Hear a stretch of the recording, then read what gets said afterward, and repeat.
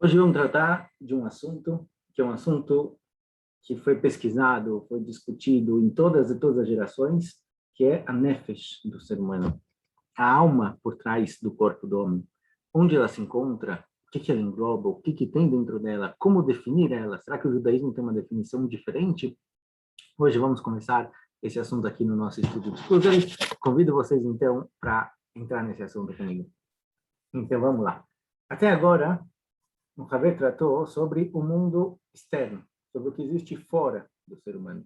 Certo? A gente tratou dos 4 elementos, de como tudo isso foi criado, do desenvolvimento que existe dentro desses 4 elementos. Primeiro Yesod Afar, depois Yesod Mayim, depois Yesod Aviv, depois Yesod Esh. A gente falou os 4 elementos comparados aos 4 reinos. E no fim a gente chegou a concluir que o ser humano está num nível acima dos animais. Agora, a priori, esse nível acima do ser humano é dividido entre o reino racional e o irracional.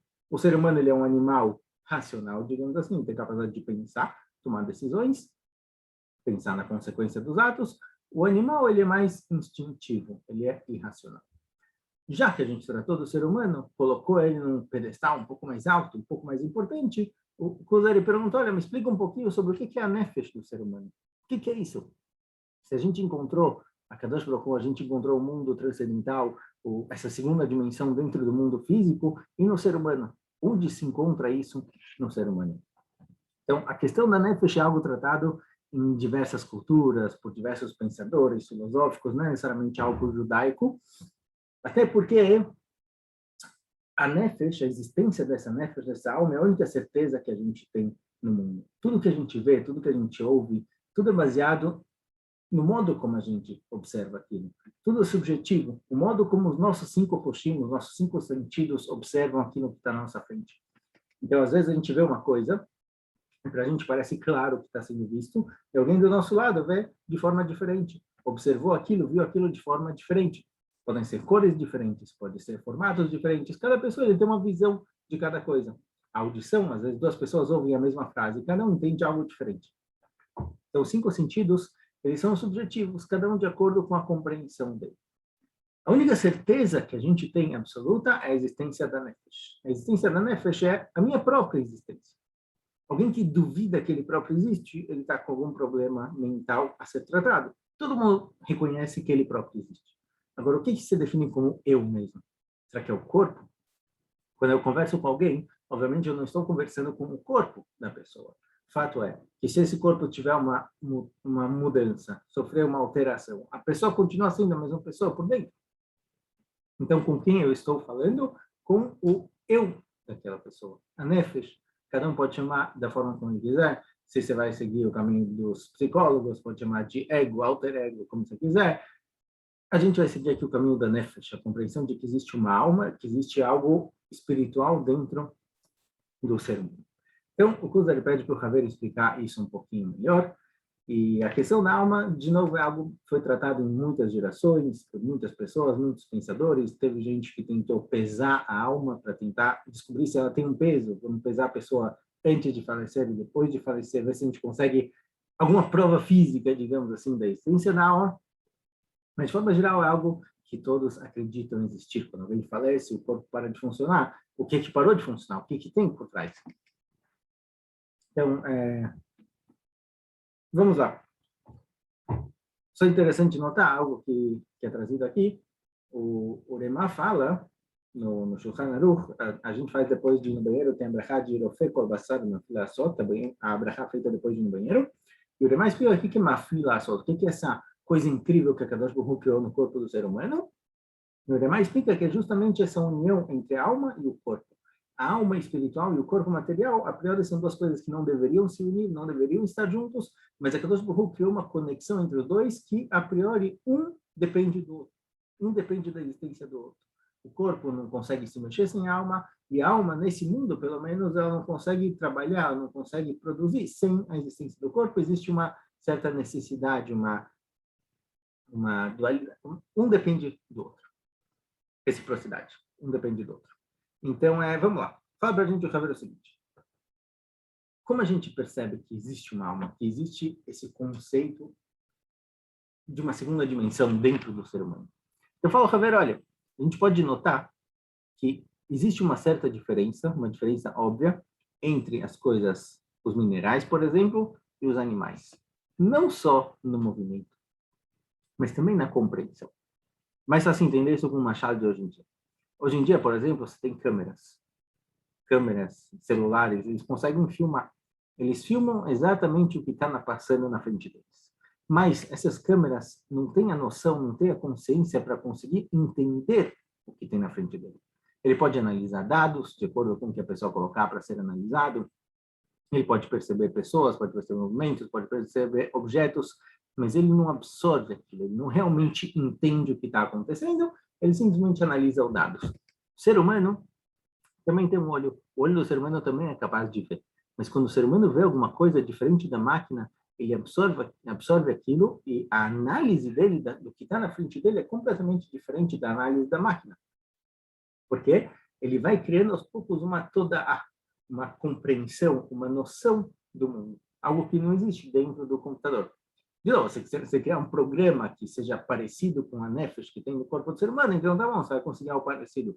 Mas não tem como comparar a nefesh formada dentro do ser humano e um computador. Então, embora os dois vejam, tanto o olho vê quanto a máquina vê, a visão do ser humano, obviamente, ela não é puramente material. Não é somente o olho vendo, e sim toda a formação, tudo que aquilo significa dentro da nefesh da pessoa, aqui a gente consegue compreender que existe algo além do mundo material, algo além do corpo do ser humano. Lá a gente consegue perceber isso.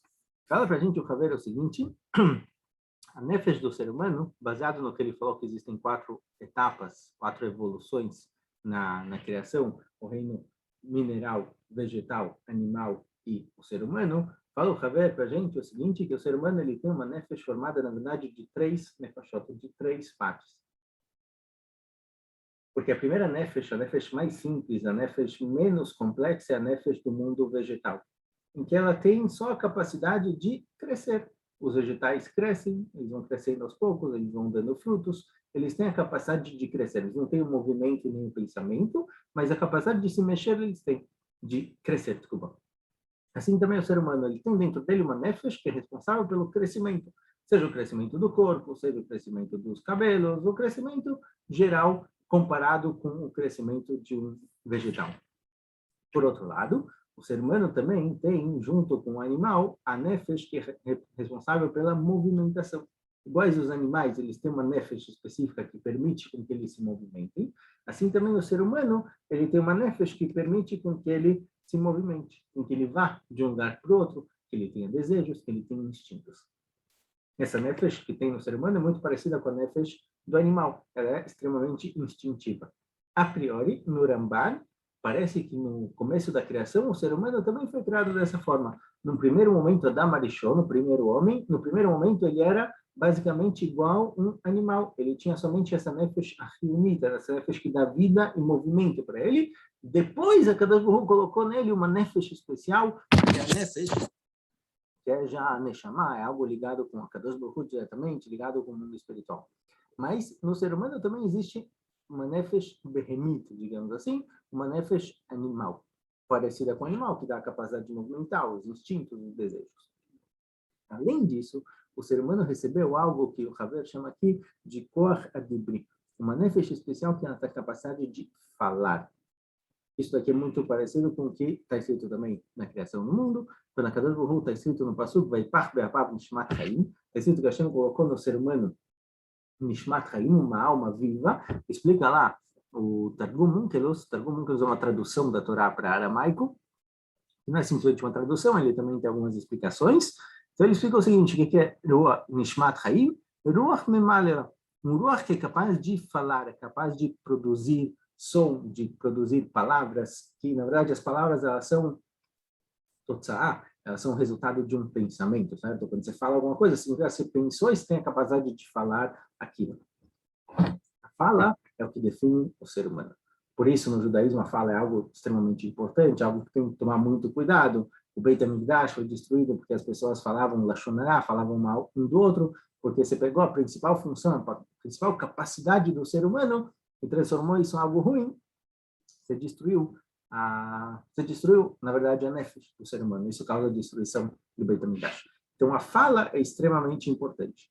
Fato é, todo mundo consegue perceber isso. Quando você encontra alguém que não fala direito, você meio que despreza aquela pessoa, achando que aquela pessoa não é uma pessoa de verdade, alguém mais próximo de um animal.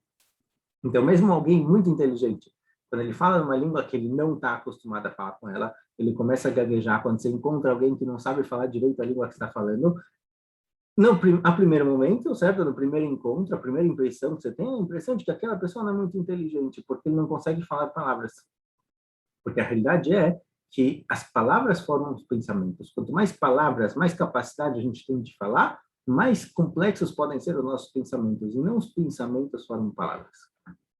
Então, quando você encontra alguém com um vocabulário muito rico, você percebe, olha, essa pessoa com um vocabulário rico é capaz de ter pensamentos mais complexos. Isso faz com que ele seja alguém mais inteligente. Então, a capacidade de falar, a fala, é o que define o ser humano.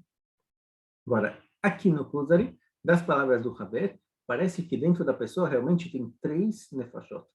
Uma nefesh responsável pelo crescimento, que é comparecida com a nefesh dos vegetais. Uma nefesh que é responsável pela movimentação, pelos desejos, pelas vontades da pessoa, que é parecida com a nefesh dos animais. E uma terceira nefesh, que é a nefesh que foi dada para Adam Arishon, que foi dada para o ser humano, que é uma nefesh especial, que é o koach hadibur, a capacidade de falar. A priori são 3 nefashot separadas. Se for assim, a gente entraria aqui numa grande machloket, uma grande discussão entre o Kuzari e o Rambam. O Rambam, no livro Shmona Prakim, fala claramente, a primeira frase dele do livro, depois da introdução, é da Nefesh Adam Achat. E a pessoa tem que saber que a Nefesh do ser humano é apenas uma. Ou seja, o ser humano, quando ele foi criado, ele não é que o animal engloba o vegetal e o animal, e o ser humano engloba tanto o vegetal, quanto o animal, quanto o ser humano, e sim, na formação do ser humano, todas as nefashot dele se mudaram e se transformaram em outra coisa. Ou seja, o ser humano tem apenas uma nefesh e não 3 nefashot separadas.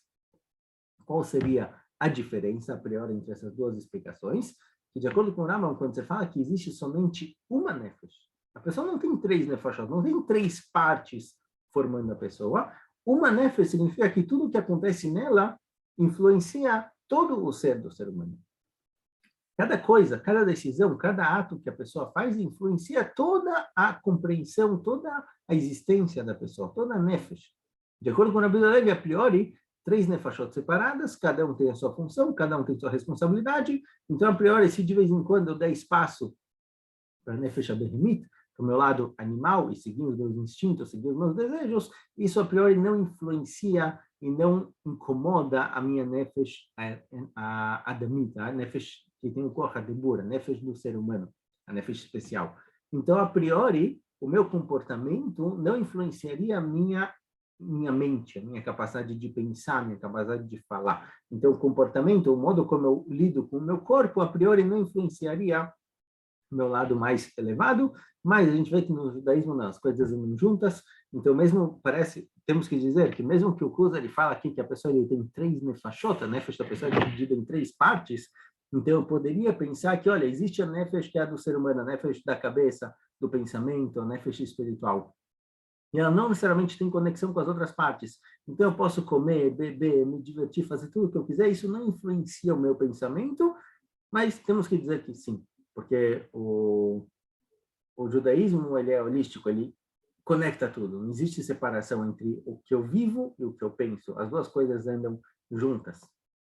Certa vez, perguntaram para o Raviner, e falaram, olha, parece na Gemara que você só pode aprender a Torá de um rabino que ele parece como um malach, como um anjo. Perguntaram por quê? Se o rabino sabe muito da Torá, tem muito conhecimento, aprende dele, independente do que ele age no dia a dia. Ele falou que não funciona assim. Na questão de Kedushá, na questão de santidade da Torá, as coisas não funcionam assim. Um professor de matemática, que é um conhecimento laico, não precisa ser parecido com um triângulo. Ele realmente não tem essa necessidade. Ele pode ter um conhecimento laico e viver uma vida completamente desregrada, uma vida só de prazeres e de besteiras. Mas, na questão religiosa, na questão de chá e santidade, as coisas têm que andar juntos. Então, mesmo de acordo com a Bíblia Levi, que a priori teriam aqui 3 nefashot, com certeza essas 3 nefashot são conectadas, uma influencia a outra, então é preciso sim tomar cuidado como a pessoa lida com o lado animal dele, com as necessidades, com os desejos materiais, isso influencia a mente, isso influencia o lado mais elevado dele. Bom, em breve a gente continua a entender um pouquinho mais sobre a nefesh do ser humano. Até mais.